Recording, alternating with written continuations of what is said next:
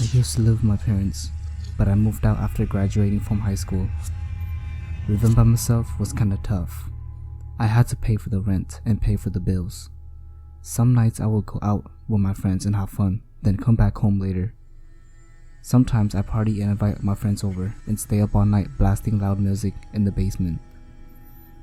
One night I got drunk and came home very late. As I pulled up and parked outside of the sidewalk, I looked at my window in the living room and noticed that the light was flickering on and off. Upon seeing this, I ran to the door, unlocking it before running inside to check everywhere as I turned on all of the lights. That night, I felt like I was too scared to go to sleep, thinking that the light might start flickering again. What if someone was down there? I asked myself. It was now midnight, and I tried to sleep, but I kept waking up for some weird reason. As I checked my phone to see what time it was, I started hearing footsteps running up the stairs. I panicked and grabbed the machete that I hid in my closet. I thought of going out to check, but I was too scared.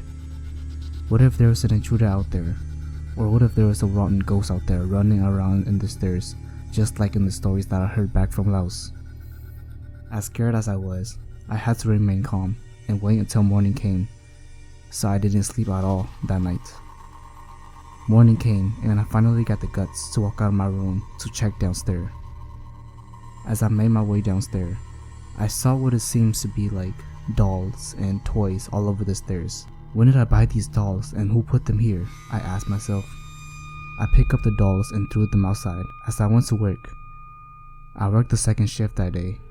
As I got back home, I noticed there was no cars outside and it was very quiet. Usually, there would be neighbors walking or people coming back home from second shift, but surprisingly, it was just me tonight. I parked my car and unlocked the door to go inside the house. I was too tired to do anything else, so I took a shower, ate some food, then go to sleep. As I was sleeping, I heard the neighbor's dog barking, but I just ignored it, knowing it probably meant something. Just then, I heard the same noise walking up the stairs, just like what I heard last night.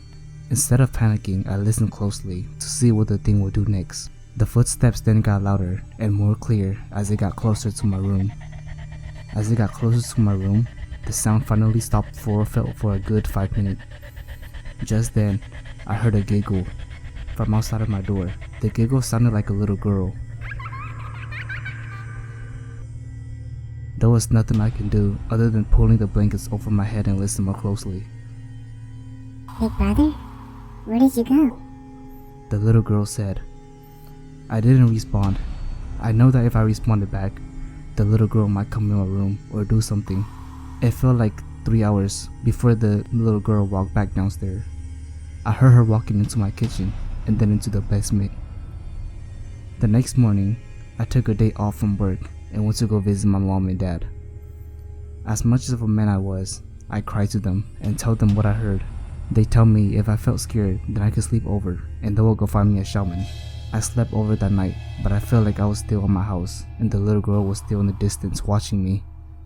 The shaman came to visit and I told him that my house is haunted and if he doesn't help me then I will not go back home. I drove the shaman and my parents back to my house that day, and as he did his stuff, after he was done, he told us that before I came and lived here, the family that lived here lost their child. One day they went on a trip, but one of the older brothers decided to stay behind, so the parents thought it was gonna be a good idea to leave the little girl behind with the brother. So one day the little girl went into the basement to find her dolls, but she tripped and fell down the stairs.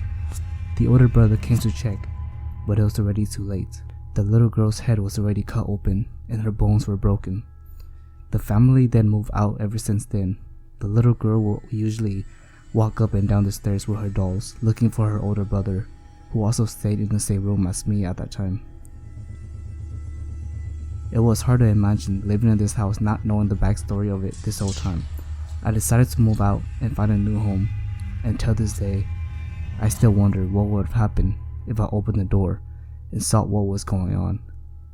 I'm just glad I never did and stayed in my room instead.